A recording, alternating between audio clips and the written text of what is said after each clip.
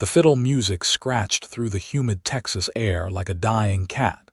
But Flora Zimmerman didn't care because it was the only dance within 50 miles of Pueblo, and she'd walked 3 hours just to get here. The spring of 1878 had been cruel to everyone in the territory, but especially to those without family or fortune, and Flora had neither. At 22 years old, she'd already buried her parents to fever and her brother to a Comanche raid, leaving her with nothing but a small plot of land she couldn't work alone, and a stubborn refusal to marry the first man who asked, just for survival's sake. She had standards, even if those standards had left her standing against the wall of the Methodist Church social hall for the past 2 hours while every other woman had been asked to dance at least 3 times. The problem wasn't just that Flora was plain, though she knew she'd never turn heads with her mousy brown hair and freckled nose.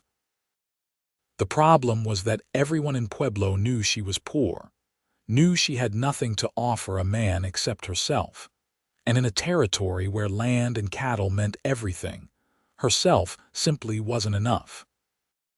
The eligible men had already chosen partners from among the ranchers' daughters, the merchants' nieces, the pretty widows with property. Flora watched them spin across the floor in their borrowed finery while she smoothed down the same calico dress she'd worn to every social gathering for the past 3 years. The musicians announced the last dance of the evening, and Flora's heart sank. She'd come here hoping, always hoping, that maybe this time would be different. Maybe someone would see past the threadbare dress and the calluses on her hands. Maybe someone would look at her and see something worth knowing. But as the remaining couples paired off and the fiddle struck up a waltz, Flora found herself alone against the wall once more, the last woman without a partner. She was gathering her shawl, preparing to make the long walk home in the dark, when a shadow fell across her.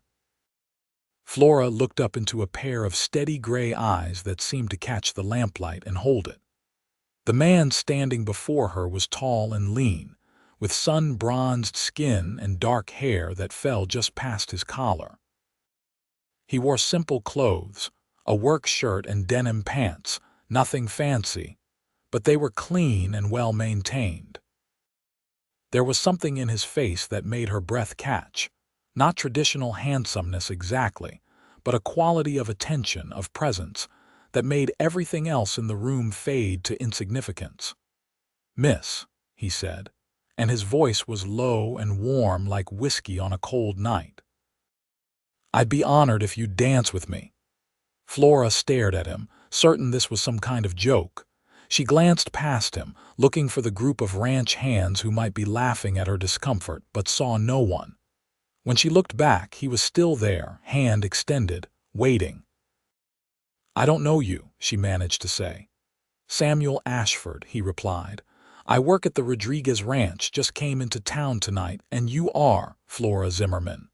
"Flora," he repeated, as if testing how her name felt in his mouth.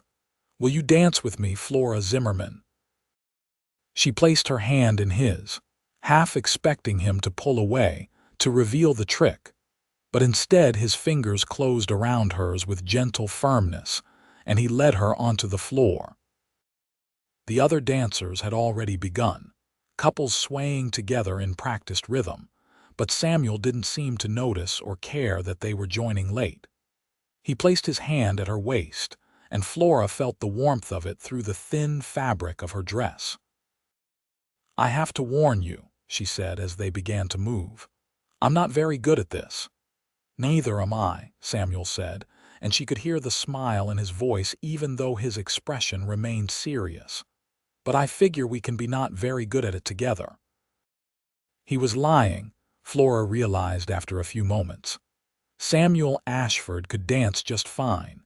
He led her smoothly across the floor, adjusting his steps to match hers, making her feel graceful even when she stumbled.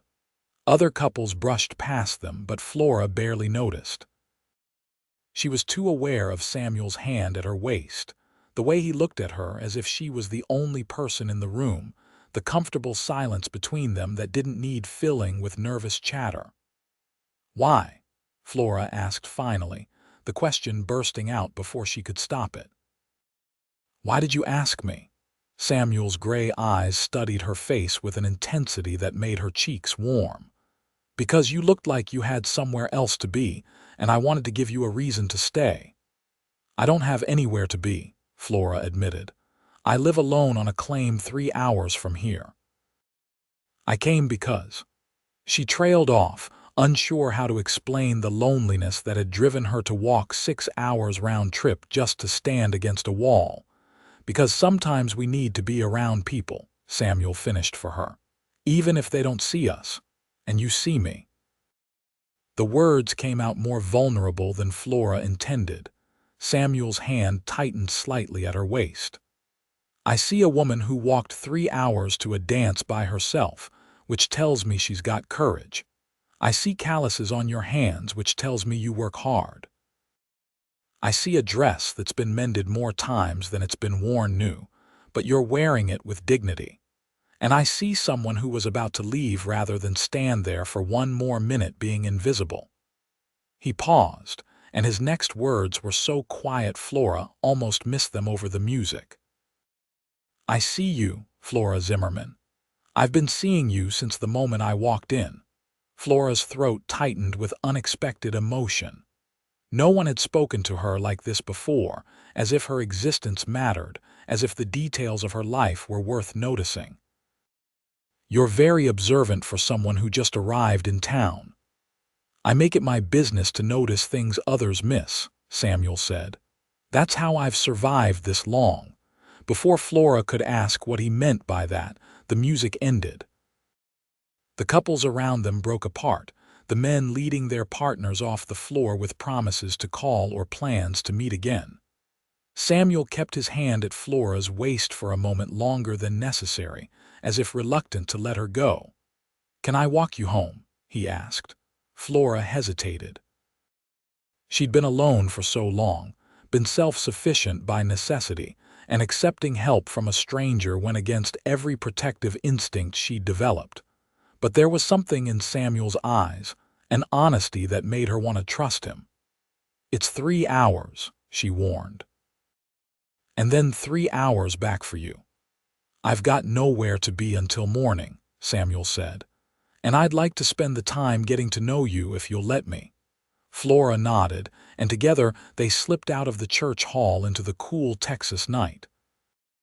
The stars were brilliant overhead, undimmed by lamplight this far from civilization.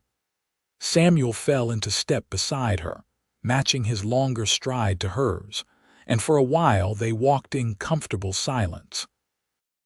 "Tell me about your ranch," Flora said finally, curious about this man who'd appeared in her life like an answer to a prayer she hadn't dared speak aloud. "It's not my ranch," Samuel corrected. "I'm just a hand. Been working for the Rodriguez family for about 6 months now, saving up to buy my own place someday. The work's honest, the pay's fair, and they don't ask too many questions about where a man comes from." There was a story there, Flora sensed, something in Samuel's past that made him value employers who didn't pry.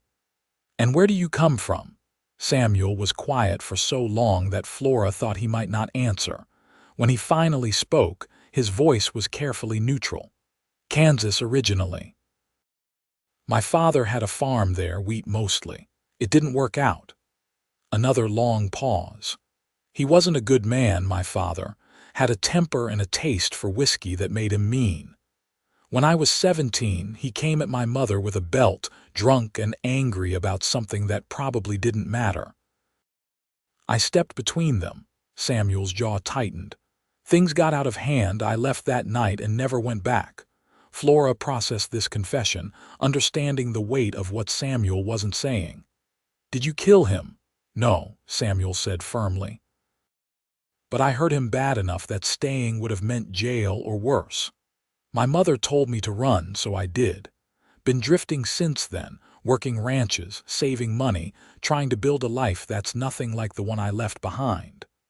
"I'm sorry," Flora said, and meant it. That must have been terrible.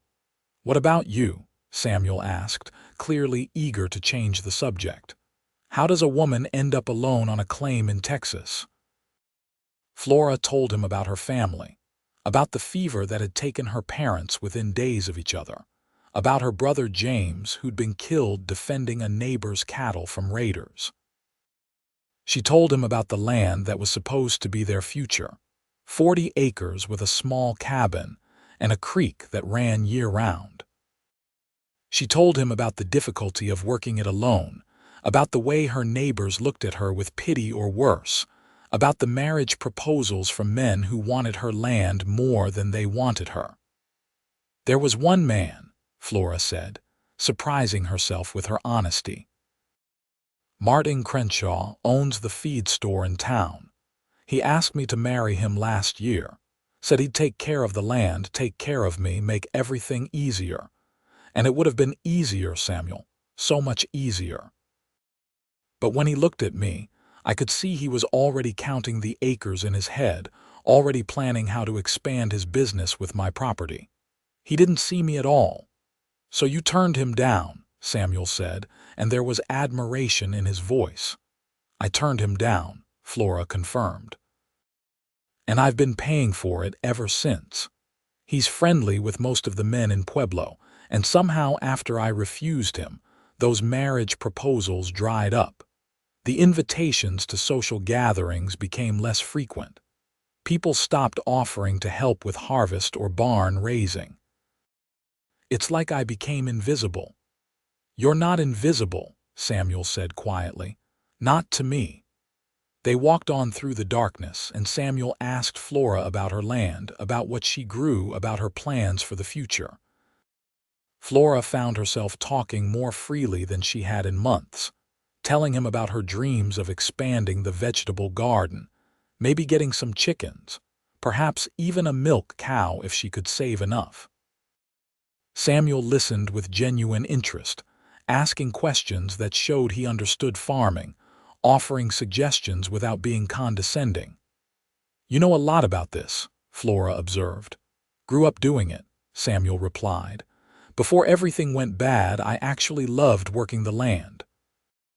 There's something honest about it, about putting seeds in the ground and tending them and watching them grow. It's predictable in a way people never are. You treat the land right and it treats you right back. Usually, Flora said wryly.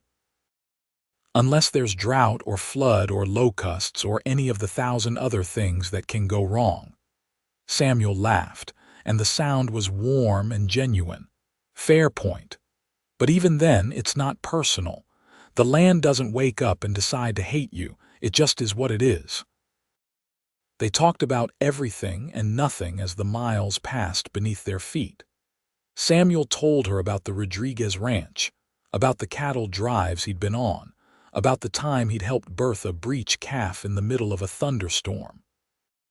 Flora told him about learning to shoot to protect her chickens from foxes, about the time she'd accidentally left the cabin door open and come home to find a family of raccoons had moved in. Their conversation flowed easily, punctuated by laughter and comfortable silences, and Flora realized with a start that she couldn't remember the last time she'd felt this at ease with another person.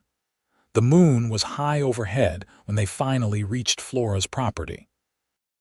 The cabin was small but sturdy, built by her father with careful attention to detail. The garden was neat despite the late hour of the season, rows of vegetables growing in orderly lines. A small barn housed Flora's ancient mule and what few tools she possessed. It's not much, Flora said, suddenly self-conscious about showing Samuel her humble home. But it's mine. Samuel surveyed the property with those observant gray eyes, and Flora watched his expression carefully, ready for disappointment or pity. Instead, she saw respect. "You've kept this place up by yourself?" he asked. "Had to," Flora said. "No one else was going to do it." "That fence line is good work," Samuel noted, pointing to the repaired section Flora had spent weeks fixing. And your garden's healthier than half the ones I've seen with full crews tending them. You should be proud of this place, Flora. You've built something real here." The praise warmed Flora more than she wanted to admit. "Thank you for walking me home," she said. "You didn't have to do that." "I wanted to," Samuel said simply. He stood there for a moment, hat in his hands, looking like he wanted to say something more. Finally, he asked, "Can I come back? To visit, I mean. I've got Sundays off, and it's not such a far ride from the Rodriguez place." Flora's heart skipped. "You want to come back? I want to get to know you better," Samuel said. "If that's something you'd want to." Flora thought about all the reasons she should say no. She barely knew this man. He was a drifter, by his own admission, someone running from a violent past. Getting involved with him could mean heartbreak or worse. But when she looked into his eyes, she didn't see danger. She saw loneliness that matched her own, honesty that was rare and precious, and something else she was afraid to name. "I'd like that," Flora said softly. "I'd like that very much." Samuel's face broke into a smile that transformed him, making him look younger and lighter, as if a weight had lifted. "Sunday, then. I'll bring supplies, help with whatever work needs doing around here." "You don't have to work," Flora protested. "This is supposed to be your day off." "I like working," Samuel said, "especially when it's for someone who matters." He turned to leave, then stopped and looked back at her. "Flora, thank you for dancing with me tonight. It was the best part of my whole month." Flora watched him walk away into the darkness, his figure gradually disappearing down the long road back to town. She stood outside her cabin long after he was gone, hugging herself against the cool night air, feeling something unfamiliar blooming in her chest. Hope, she realized. For the first time in years, she felt genuine hope. The days until Sunday passed with agonizing slowness. Flora found herself working with renewed energy, tackling projects she'd been putting off for months. She repaired the chicken coop, weeded the entire garden, scrubbed the cabin until it gleamed. She told herself she was just catching up on chores, but deep down she knew she wanted everything to look good when Samuel returned. If he returned. A small, fearful part of her worried that he'd change his mind, that the long walk back to town had given him time to reconsider, that she'd never see him again. But Sunday morning dawned bright and clear, and just after noon, Flora heard the sound of hoofbeats approaching. She stepped out of the cabin, shading her eyes against the sun, and saw Samuel riding toward her on a sturdy bay horse. He had a pack behind his saddle that looked heavy with supplies. Samuel dismounted with easy grace and removed his hat. "Morning, Flora." "You came," Flora said, unable to keep the relief from her voice. "Said I would," Samuel replied, as if keeping promises was the simplest thing in the world. "Brought some things I thought you might need. Nails, some extra tools, coffee, sugar, flour. Nothing fancy, but I figured it might help." Flora felt her throat tighten. The supplies Samuel listed were expensive, luxuries she couldn't often afford. "Samuel, I can't accept all that. It's too much." "It's not charity," Samuel said quickly. "Consider it payment for letting me spend my Sunday here. I hate sitting idle, and the bunkhouse gets too loud on days off. You'd be doing me a favor." Flora knew he was being kind, giving her an excuse to accept help without feeling like she was taking handouts, but his thoughtfulness only made her like him more. "Well, if it's a favor to you," she said with a small smile. "In that case, I could use help reinforcing the barn roof before winter. Some of the beams are rotting through." "Show me," Samuel said, and they spent the rest of the afternoon working side by side. Samuel was a good worker, Flora discovered. He approached each task with methodical efficiency, never rushing but never wasting motion either. He listened when she explained how things needed to be done, didn't try to take over or act like he knew better just because he was a man. They worked in comfortable harmony, and when they paused to rest, they talked. "Tell me about the Rodriguez family," Flora said as they sat in the shade of the barn, sharing water from her well. "Are they good people?" "The best I've worked for," Samuel said. "Don Miguel came here from Mexico 30 years ago, built the ranch up from nothing. His son, Carlos, runs most of the day-to-day operations now. They treat their hands fair, pay on time, don't work us to death. There's about 20 of us living in the bunkhouse, mixture of Texans and Mexicans, even a couple of freed slaves who came west after the war. Don Miguel doesn't care about any of that, just whether you do good work and treat people right." "That sounds rare," Flora observed. "It is," Samuel agreed. "I've worked plenty of places where the boss treated hands like they were disposable, or where there was bad blood between the different groups. But Don Miguel runs a tight ship. First week I was there, a couple of the Texas boys started giving one of the Mexican hands trouble, making comments about how he should go back where he came from. Don Miguel heard about it and fired them on the spot. Told the rest of us that his ranch was built by men from both sides of the border, and anyone who had a problem with that could leave. I'd like to meet him someday," Flora said. "He sounds like a good man." "Maybe you will," Samuel said, and there was something in his tone that made Flora's heart flutter. The casual way he said it, as if her meeting his employer was inevitable, as if they had a future beyond these stolen Sunday afternoons. Samuel returned the following Sunday, and the one after that, and soon his weekly visits became the rhythm by which Flora measured her life. They worked together on her land, tackling projects that had seemed impossible when Flora faced them alone. Samuel repaired her plow, fixed the leak in her roof, helped her build a proper smokehouse for preserving meat.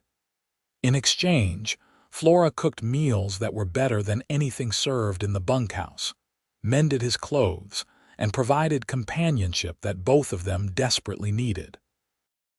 But it was more than just practical help. With each visit, Flora felt herself falling deeper into something she'd never expected to find. Samuel had a way of looking at her that made her feel seen, truly seen, perhaps for the first time in her life. He noticed the small things. When she was tired, when something was troubling her, when she was proud of a job well done. He listened when she talked, asked questions that showed he cared about her answers, remembered details from previous conversations. And Samuel opened up to her in return, sharing pieces of his past he'd never told anyone else. He told her about his mother, a gentle woman who'd loved books, and had taught Samuel to read using a battered Bible and a collection of dime novels. He told her about the guilt he still carried for leaving her behind with his father, even though she'd insisted he go. He told her about the years of drifting, the loneliness of never staying anywhere long enough to call it home, the fear that he might turn out like his father despite his best efforts. "You're nothing like that," Flora told him one evening as they sat on her porch watching the sunset. It was late September now, and the air had started to carry the first hints of autumn coolness. "A man like your father wouldn't worry about becoming like him. The fact that you're concerned shows you're different." "Sometimes I feel the anger in me," Samuel admitted, his hands clenched on his knees. "When things go wrong or when someone's being cruel for no reason, I feel it rising up and I'm afraid I won't be able to control it." Flora reached over and placed her hand on his. It was the first time she'd touched him since that night they'd danced, and she felt Samuel go very still. "Everyone gets angry," she said quietly. "That's not wrong. It's what you do with the anger that matters. And from what I've seen, Samuel Ashford, you channel it into work, into making things better. That's not violence. That's strength." Samuel turned his hand over, lacing his fingers through hers. "You make me want to be better," he said. "You make me think maybe I could have the kind of life I've been afraid to dream about." Laura's heart was pounding so hard she was certain Samuel could hear it. What kind of life is that? A life with land of my own, a place to call home, someone to share it with. Samuel's gray eyes met hers, intense and vulnerable. Someone like you, Flora. Someone exactly like you. The words hung in the air between them, heavy with possibility and promise. Flora wanted to tell him she felt the same way, that she'd been falling for him since that night at the dance, that she couldn't imagine her Sundays without him anymore. But fear held her back, the old fear of trusting too much, of hoping too much. Samuel seemed to understand.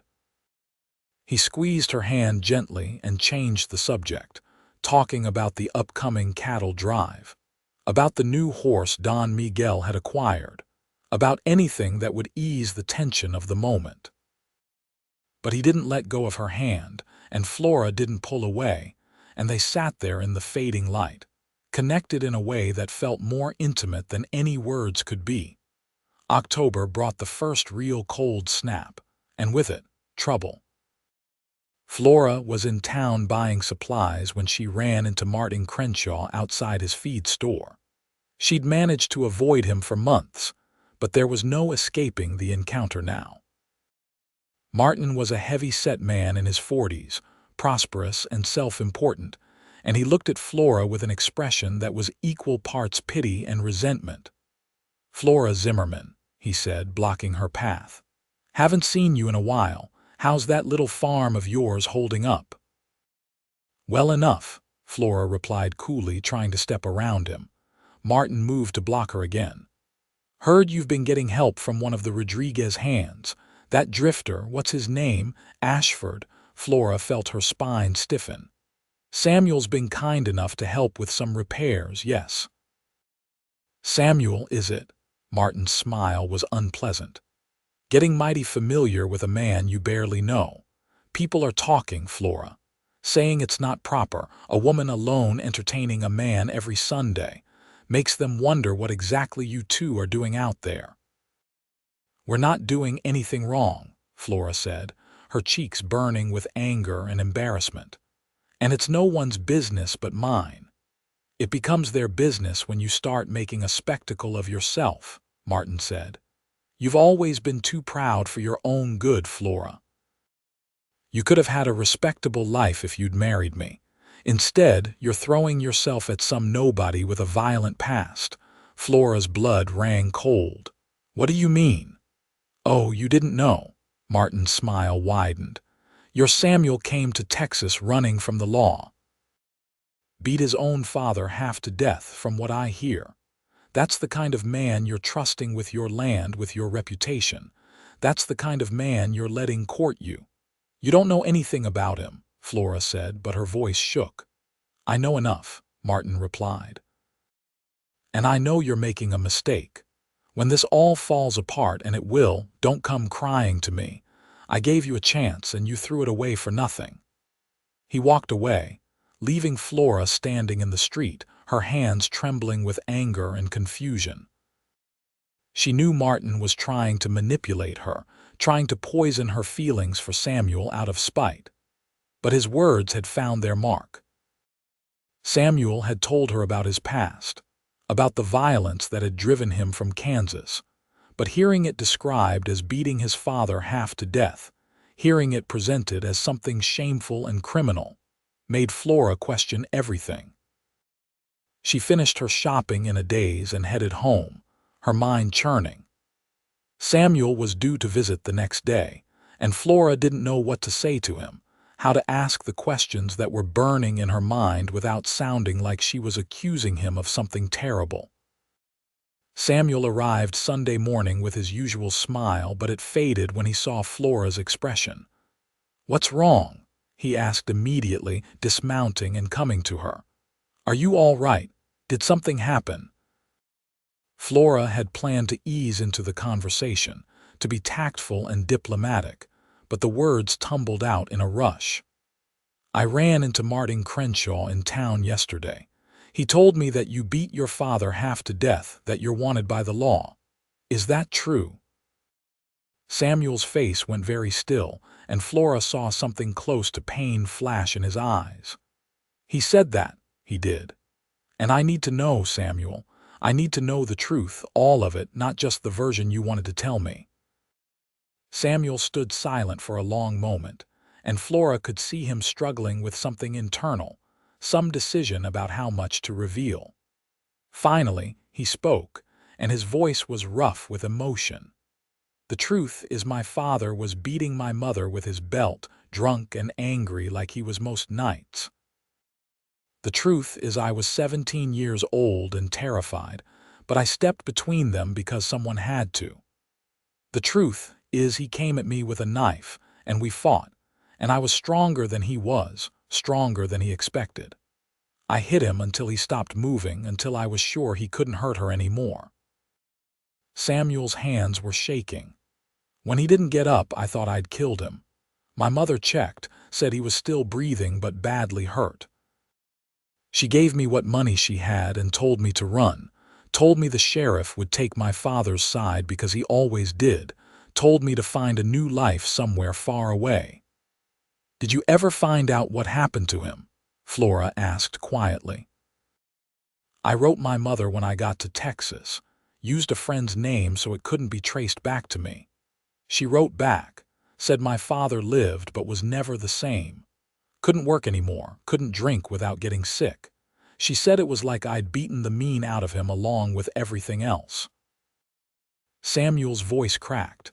"She died 2 years ago. My father was still alive, living with my aunt, but I couldn't go back for the funeral, couldn't risk it." "So you're not wanted by the law?" Flora asked. "I don't know," Samuel admitted. "My mother said she told the sheriff I'd run off to California, that she didn't know where I was. She said my father claimed he'd fallen down the stairs drunk, didn't want to admit his son had beat him. But I don't know if that's still true, if there's a warrant out for me somewhere. So I keep moving, keep working under my own name because changing it would make me look guilty, but I don't stay anywhere too long." He looked at Flora with desperate honesty. "Until now. Until I met you and started thinking maybe I could stop running." Flora absorbed this, processing the difference between Martin's vicious telling and Samuel's painful truth. She thought about the man she'd come to know over the past months, the gentle way he handled injured animals, the patience he showed when teaching her new skills, the care he took with everything and everyone around him. She thought about how he'd spoken of his mother, how he'd defended her, how he'd sacrificed everything to protect her. "You did the right thing," Flora said finally. "You protected someone who couldn't protect herself. That's not a crime, Samuel. That's courage." "The law might not see it that way," Samuel said. "Then the law is wrong," Flora replied firmly. She stepped closer to him, close enough that she had to tilt her head back to meet his eyes. "Martin Crenshaw told me those things to turn me against you. He wanted me to be afraid, to send you away. But all he did was help me understand you better. You're not a violent man, Samuel Ashford. You're a good man who did a hard thing when no one else would." "Flora," Samuel breathed her name like a prayer. His hands came up to cup her face, and Flora felt the calluses on his palms, the gentleness in his touch. "I don't deserve you." "That's not for you to decide," Flora said. "Now are you going to kiss me, or do I have to do everything myself?" Samuel laughed, and then his lips were on hers, and Flora felt like everything in her life had been leading to this moment. The kiss was gentle at first, questioning, but when Flora pressed closer and wrapped her arms around his neck, Samuel deepened it, pouring months of longing and loneliness into the connection between them. When they finally broke apart, both breathing hard, Samuel rested his forehead against hers. "I love you," he said simply. "I've loved you since that dance, since the moment I saw you standing there refusing to give up hope. I love your strength and your stubbornness, and the way you make me believe I can be more than my past. I love you, Flora Zimmerman, and I want to spend the rest of my life proving I'm worthy of you." "You already are," Flora whispered. "And I love you too. I love your honesty and your hard work and the way you see me like no one else ever has. I love you, Samuel." They stood there holding each other while the sun climbed higher in the sky, and Flora felt a certainty settle into her bones. This was right. This was real. Whatever challenges lay ahead, they would face them together. The next weeks passed in a blur of happiness. Samuel continued his Sunday visits, but now there was an understood future to their relationship. They talked about marriage, about Samuel buying property adjacent to Flora's land, about building a life together. Samuel had been saving his wages carefully, and combined with what little Flora had managed to put aside, they would have enough to make a start, to buy livestock and seed for the spring planting. But their happiness was disrupted in early November when Samuel arrived on Sunday looking worried. "We need to talk," he said, and Flora's heart sank at his serious tone. They sat at her small kitchen table, and Samuel took her hands in his. "There was a man in Pueblo yesterday, asking questions at the saloon. Said he was a lawman from Kansas, looking for someone who matched my description. Said there was a warrant out for assault, maybe attempted murder, and the family was offering a reward for information." Flora felt cold dread settle in her stomach. "Your father, must be," Samuel said. "Maybe he changed his story, or maybe my aunt convinced him to press charges. Either way, if this lawman finds me, I'll be arrested and sent back to Kansas for trial."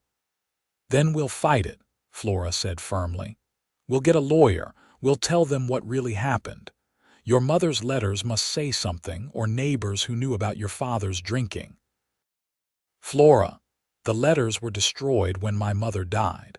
And even if we could find neighbors willing to testify, it would be my word against my father's, a son who ran against a father who stayed. No jury is going to believe me." "So what are you saying?" Flora asked, though she was afraid she already knew. "I'm saying I need to leave," Samuel said, and his voice broke on the words. "I need to go somewhere far away, California maybe, or Oregon, somewhere I can disappear and start over." "No," Flora said immediately. "No, I won't let you run again. We'll figure this out together." "There's no together if I'm in prison," Samuel said gently. "Or worse, if they hang me. I can't risk that, Flora. I can't risk never seeing you again, never being able to build the life we've planned." "Then I'll come with you," Flora said. "We'll go together, start over somewhere new." Samuel looked at her with such love and longing that Flora's breath caught. "You'd give up your land, everything you've worked for, to come with me?" "Yes," Flora said without hesitation. "This land is just dirt and wood, Samuel. You're my home now. Wherever you go, that's where I belong."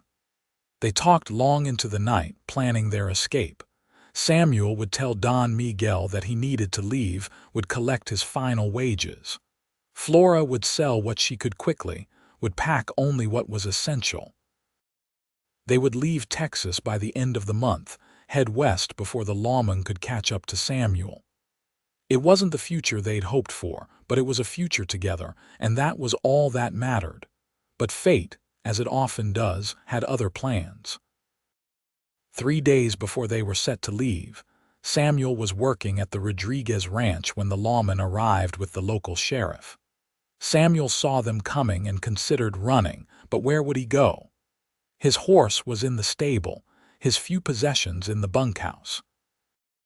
He thought about Flora, about the life they were supposed to build, and felt everything slipping away. Don Miguel came out of the main house as the lawman approached. Samuel watched from a distance, his hands clenched into fists, ready to fight or flee depending on how this played out.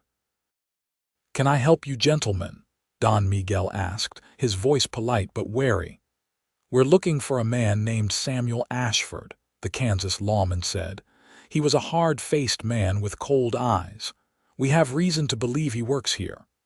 "Samuel is one of my best hands," Don Miguel said carefully. "What's this about?" "He's wanted in Kansas for assault and battery. There's a warrant for his arrest.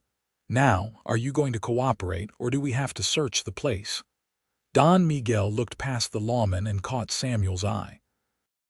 For a long moment, the two men stared at each other, and Samuel prepared for the betrayal.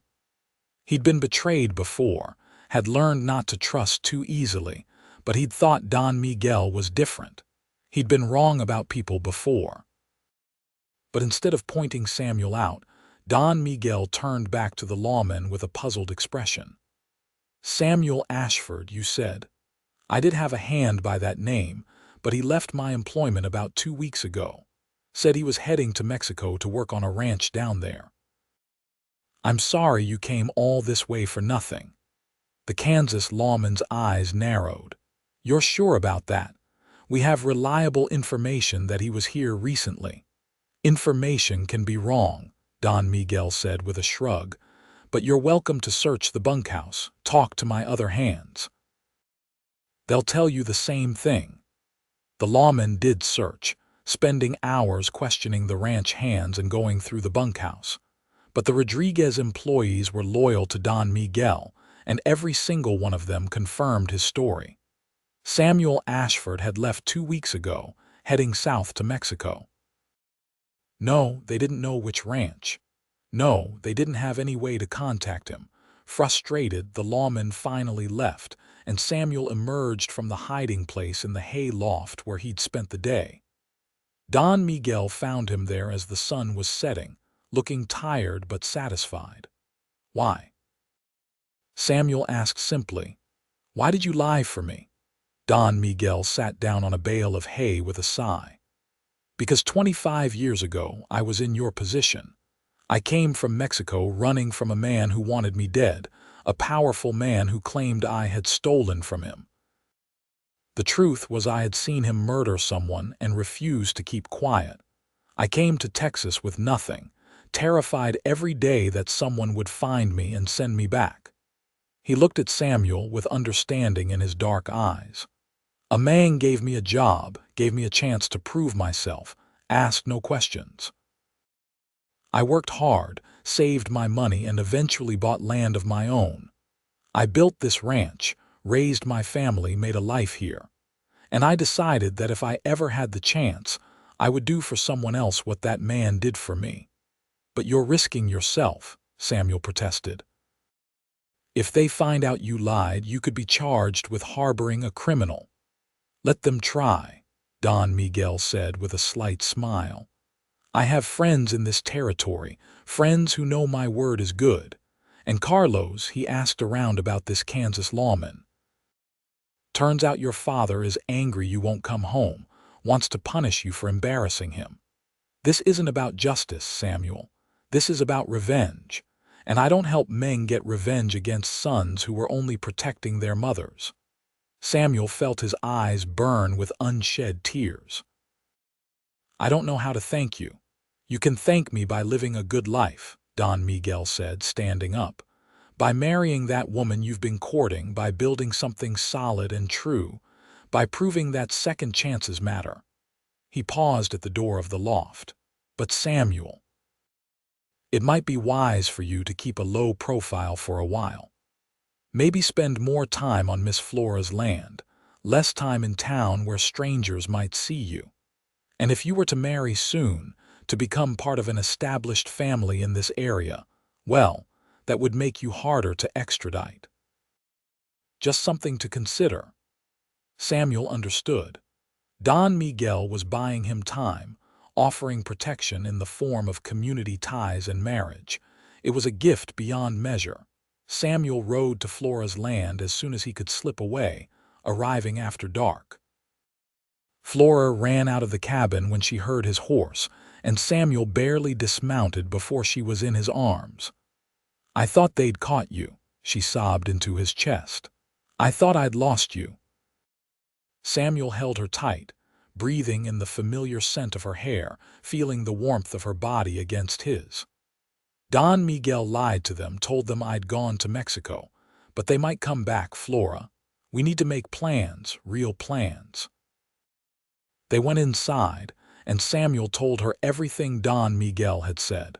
Flora listened, her hand clasped in his, her eyes bright with fierce determination. "Then we'll get married," she said. "As soon as possible. We'll make you part of this community, give you ties that can't easily be broken." "Are you sure?" Samuel asked. "This isn't how I wanted to propose. I wanted to do it right, with a ring and proper courting and time for you to be certain." Flora laughed, and there was no fear in it, only love. "Samuel Ashford, I've been certain since that night you asked me to dance. I don't need a ring or a fancy proposal. I just need you for whatever time we have, in whatever way we can make it work." "You deserve better than this," Samuel said, but Flora silenced him with a kiss. "I deserve you," she corrected when they broke apart. "And you deserve me. And together, we deserve a chance at happiness. So yes, I'll marry you tomorrow if possible, tonight if we can find someone to perform the ceremony." They couldn't be married that night, but they were married 3 days later by the Methodist minister in Pueblo, with Don Miguel and his wife standing as witnesses. Flora wore her mother's wedding dress, carefully preserved and altered to fit. Samuel wore new clothes purchased with the last of his savings, wanting to look his best for the woman he loved. The ceremony was simple, the words traditional, but when Samuel slipped a plain gold band onto Flora's finger and promised to love and cherish her for the rest of his life, he meant every syllable with a depth of conviction that surprised even him. Flora promised the same, her voice steady and sure, her eyes never leaving Samuel's face. When the minister pronounced them husband and wife, Samuel kissed her with a tenderness that made the small gathering smile, and Flora felt something settle in her soul. This was right. This was what she'd been waiting for. They spent their wedding night in Flora's cabin, in the bed that had been hers alone for so long. Samuel was gentle with her, patient and caring, making sure she felt safe and cherished. Flora had been nervous, inexperienced, but Samuel's obvious love for her made everything feel natural and right. They came together in a moment of breathless intimacy, and afterward, lying in Samuel's arms, Flora felt more complete than she ever had in her life. "I love you, Mrs. Ashford," Samuel murmured into her hair. "I love you too, Mr. Ashford," Flora replied, and fell asleep feeling safer than she had in years. The months that followed were perhaps the happiest of Flora's life. Samuel moved into the cabin, and together they worked the land with renewed energy and purpose. Samuel had formally left his position at the Rodriguez Ranch, though Don Miguel continued to help them with supplies and advice. The other ranchers in the area, seeing that Samuel had married into the community and had Don Miguel's endorsement, slowly began to accept him. He was no longer the mysterious drifter but Flora's husband, a hard worker who kept to himself and caused no trouble. The Kansas lawman returned once more in January, but by then, Samuel and Flora had been married for 2 months. Samuel had grown a beard that changed his appearance, and he made sure to be seen regularly in town, going about his business openly. He'd taken Flora's last name in addition to his own, calling himself Samuel Ashford Zimmerman in a nod to the land that was their shared heritage. When the lawman came around asking questions again, people shrugged and said they didn't know any Samuel Ashford, just Samuel Zimmerman's son-in-law. Wait, no, that wasn't right either. The confusion was enough, combined with Don Miguel's continued insistence that the man the lawman was looking for had gone to Mexico. Eventually, the Kansas lawman gave up and went home, and Samuel and Flora breathed easier. Spring came, and with it, hope. Flora discovered she was pregnant in early April, and Samuel's joy was so complete and overwhelming that he wept when she told him. They prepared for the baby together, building a cradle from wood Samuel carefully selected and shaped, making tiny clothes from flour sacks and scraps of fabric. Samuel talked to Flora's growing belly every night, telling their unborn child stories about the ranch, about the land, about how loved and wanted this baby was. "What if I'm like my father?" Samuel asked one night, his hand resting on Flora's stomach. "What if I have his temper, his cruelty?" "You won't," Flora said firmly.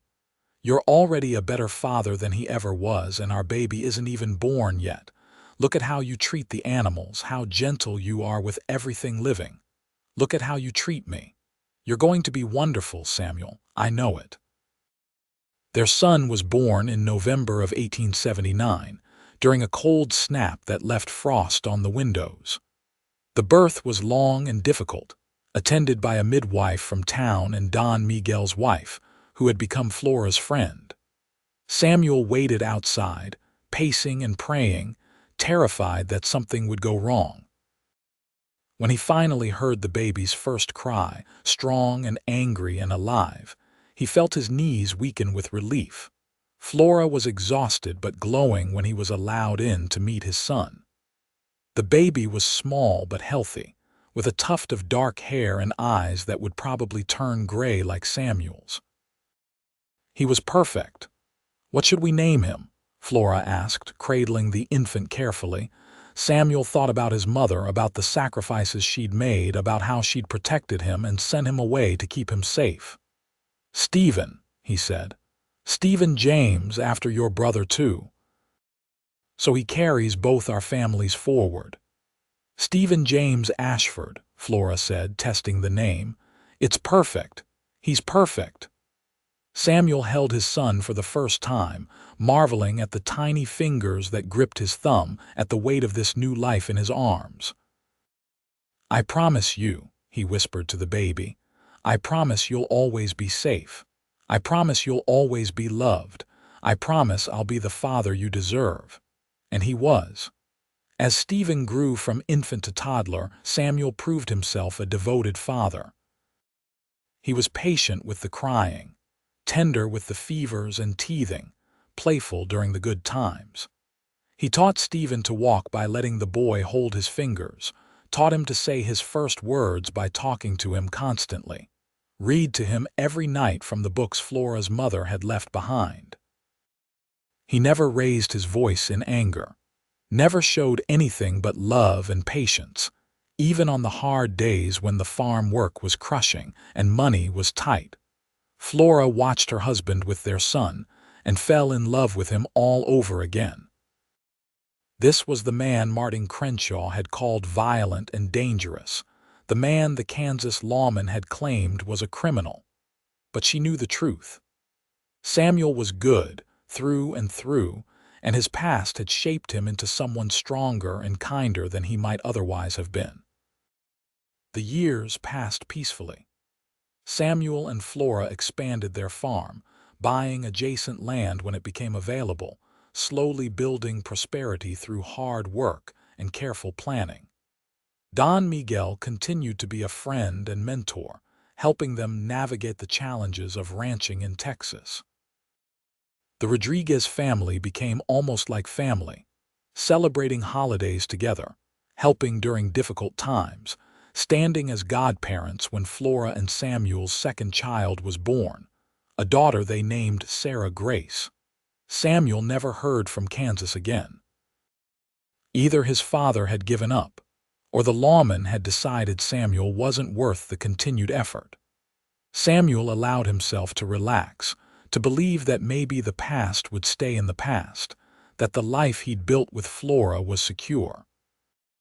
He legally changed his name to Samuel Zimmerman, taking Flora's family name fully, and let Samuel Ashford disappear into history. By 1885, Samuel and Flora had 4 children, Stephen, Sarah, and twins named Matthew and Margaret. Their farm had grown into a proper ranch, with cattle and horses, a new barn, and a larger house to accommodate their expanding family. Samuel had become a respected member of the community, known for his honesty and hard work. People came to him for advice on farming and ranching, and he gave it freely, remembering how Don Miguel had helped him when he was desperate.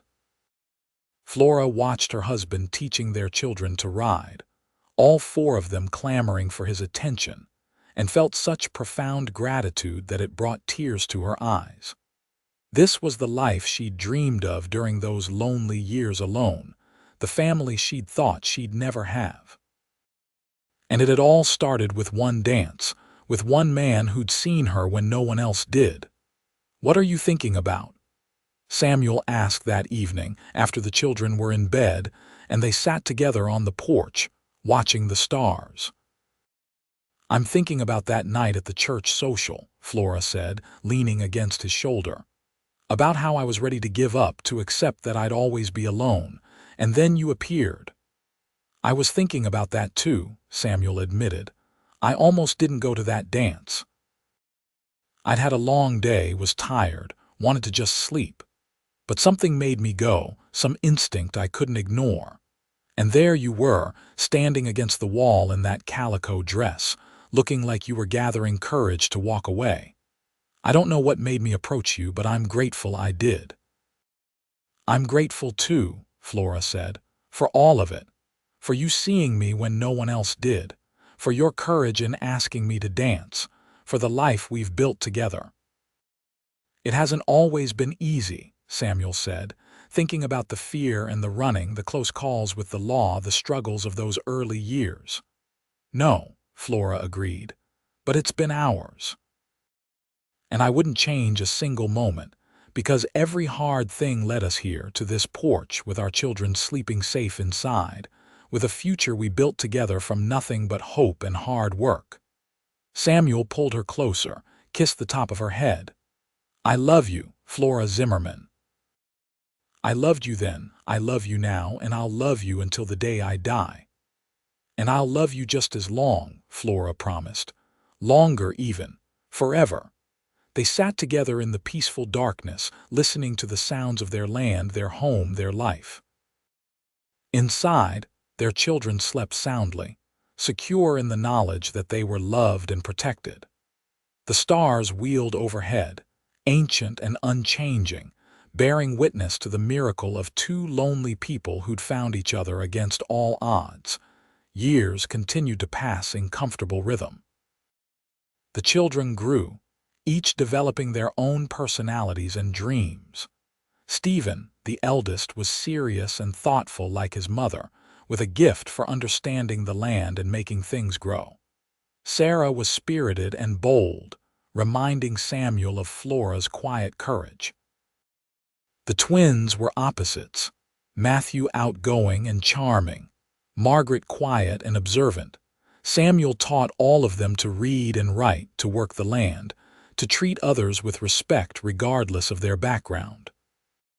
He told them stories about their grandmother in Kansas, about the importance of standing up for what was right, about protecting those who couldn't protect themselves. He never told them about the violence that had driven him from his home, but he made sure they understood that strength was about more than physical power, that true courage meant doing the right thing even when it was hard. Flora taught them cooking and sewing, practical skills they'd need regardless of gender. She taught them about managing money, about planning for the future, about the value of community and friendship. She told them about their grandfather Zimmerman, who'd built their land with his own hands, and about their Uncle James, who died defending what he believed in. She made sure they knew their history, both the hard parts and the good. Don Miguel became like a grandfather to the children, teaching them about horses and cattle, about the complex history of Texas, about what it meant to build something lasting. When Don Miguel grew too old to manage his ranch, his son Carlos took over, continuing the friendship that had sustained two families through decades of challenges. The Rodriguez and Zimmerman ranches worked together, helped each other during droughts and hard winters, celebrated together during good times. In 1890, when Stephen turned 16, he started courting Elena Rodriguez, Carlos's daughter. Samuel and Flora watched their son fall in love and remembered their own beginning, the dance that had changed everything.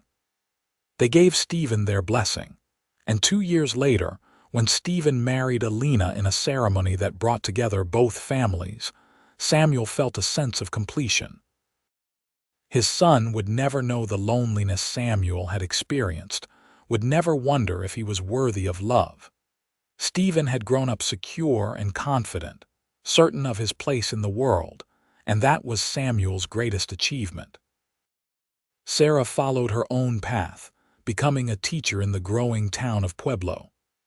She taught children of all backgrounds, Mexican and American, rich and poor, exactly as her father had taught her, with patience and respect for each individual. She eventually married a lawyer named Thomas Green, a man who shared her commitment to justice and education. Samuel walked her down the aisle with tears in his eyes, remembering the little girl who'd insisted on following him everywhere, who demanded he teach her everything he taught her brothers.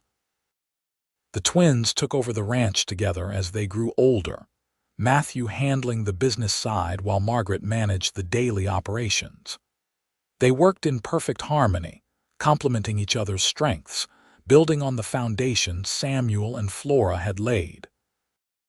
Margaret never married, content with her life on the land, while Matthew married a widow with 3 children of her own, expanding the family in unexpected ways. By 1895, Samuel and Flora were grandparents several times over, their house often full of children and grandchildren, noise and laughter echoing through rooms that had once been silent. Samuel was in his mid-50s now, his hair gray and his face lined from years of sun and wind, but his gray eyes were still sharp, still full of love when they looked at Flora. She had aged too, her brown hair streaked with silver, her hands gnarled from work, but to Samuel she was still the most beautiful woman he'd ever seen. They took walks together in the evenings when the work was done and the grandchildren were occupied. They talked about everything and nothing, comfortable in their shared history, secure in their love. Sometimes they spoke about the past, remembering the fear and uncertainty of those early days, marveling at how far they'd come. Sometimes they talked about the future, about what would happen to the ranch when they were gone, about the legacy they were leaving their children. "You ever regret it?" Samuel asked one evening. "Marrying me, I mean, taking on all the complications I brought with me." Flora looked at him with such surprise that Samuel almost laughed. "Regret it? Samuel, you gave me everything I'd ever dreamed of and things I didn't even know to dream about. You gave me love and partnership and a family. You gave me a life that matters, that means something. Why would I ever regret that? We could have had an easier time," Samuel said. "If you'd married Martin or someone else without my past hanging over us." "Easier isn't better," Flora said firmly, "and I didn't want anyone else. I wanted you from that very first dance. I wanted the man who saw me when no one else did, who treated me like I mattered, who built a life with me instead of just offering to take care of me. You were my choice, Samuel, and you always will be." Samuel kissed her then, there in the fading light, with the same tenderness he'd shown on their wedding night decades ago. "You were the best thing that ever happened to me," he said. "The moment I saw you at that dance, standing there refusing to give up, I knew you were special. I didn't know we'd have all this, but I knew I wanted to find out who you were, what your story was. I wanted to be part of that story." "And now we've written it together," Flora said, smiling. "Chapters and chapters of it, and we're not done yet." They weren't done. Samuel and Flora lived well into their 70s, watching their grandchildren grow up and have children of their own. The ranch continued to prosper under Matthew and Margaret's management, expanding and modernizing while still maintaining the values Samuel and Flora had instilled. The Zimmerman name became synonymous with honest dealing and hard work in that part of Texas, a reputation built over decades of proving themselves. Samuel never forgot the dance that had started everything, never forgot how it felt to see Flora standing alone, the last woman without a partner, and to recognize in her the same loneliness he carried. He never forgot the courage it took to cross that room and ask her to dance, not knowing if she'd say yes, not knowing that she would change his entire life. And he never stopped being grateful for her yes, for her trust, for her willingness to see past his circumstances to the man he was trying to be. Flora never forgot the moment Samuel asked her to dance, never forgot the feeling of being seen, truly seen, for the first time in her life. She never forgot how he'd held her, gently but firmly, guiding her through the steps, making her feel graceful and valued. She never forgot how he'd walked her home through the dark, how he'd kept coming back, how he'd chosen her over and over again, not for what she could give him but for who she was. In the spring of 1903, Samuel became ill with pneumonia. He fought it for weeks, but at 72, his body couldn't overcome the infection. Flora stayed by his bedside constantly, holding his hand, talking to him about their life together, about their children and grandchildren, about all the things they'd built from nothing. Their children gathered, understanding that the end was near, wanting to say goodbye to the man who'd shaped their lives with his quiet strength and unwavering love. "Don't be sad," Samuel told them all, his voice weak but clear. "I've had a better life than I ever deserved, loved better than I ever hoped. I'm grateful for every moment." To Flora, in their last moments alone together, he said, "Thank you for saying yes. Thank you for dancing with me. Thank you for seeing me, for loving me, for building this beautiful life with me.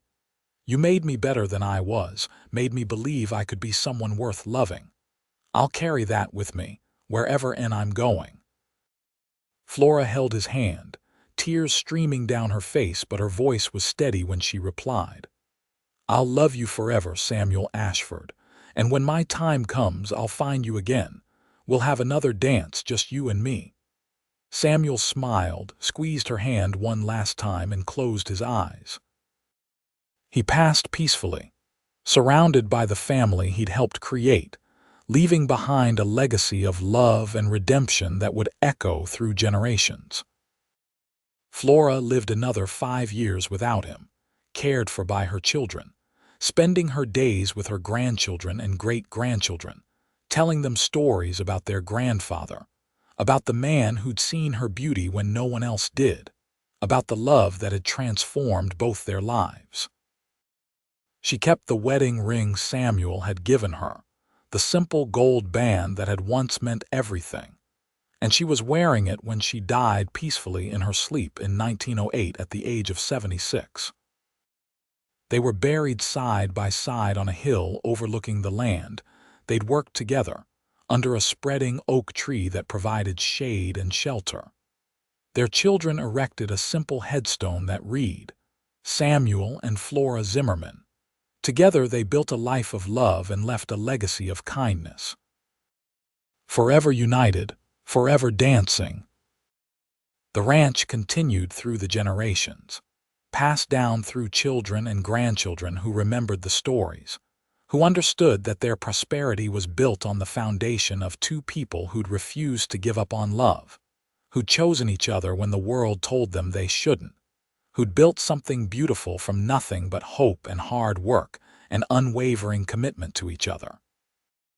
And sometimes, on quiet evenings when the wind blew just right across those Texas plains, people swore they could hear music drifting through the air, the scratchy sound of a fiddle playing a waltz.